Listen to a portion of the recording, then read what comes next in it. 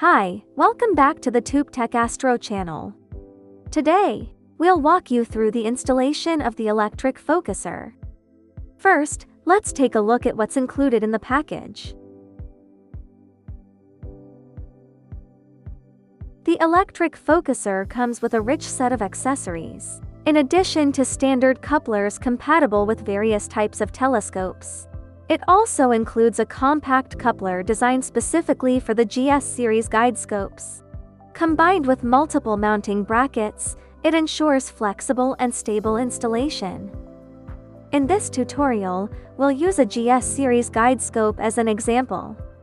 The installation process for a telescope is similar.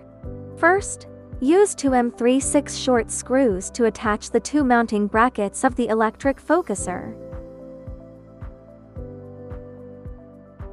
Using a 2mm H to hex key, remove the focus knobs on both sides of the guide scope.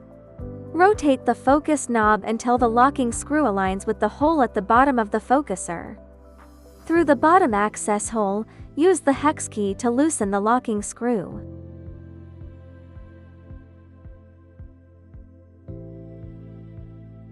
Repeat the same process to remove the knob on the other side.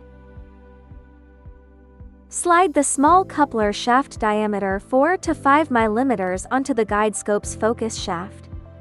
Align the coupler's set screw with the flat D-cut surface of the focus shaft. Through the bottom access hole of the focuser, tighten the coupler screw. Align the D-cut surface of the electric focuser shaft with the coupler's mounting hole, and tighten the two screws on the coupler.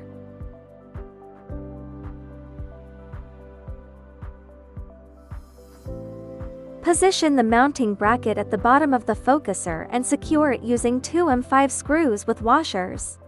Attach the electric focuser to the mounting bracket using two M4 screws. Adjust the focuser to the desired position, then tighten all screws securely.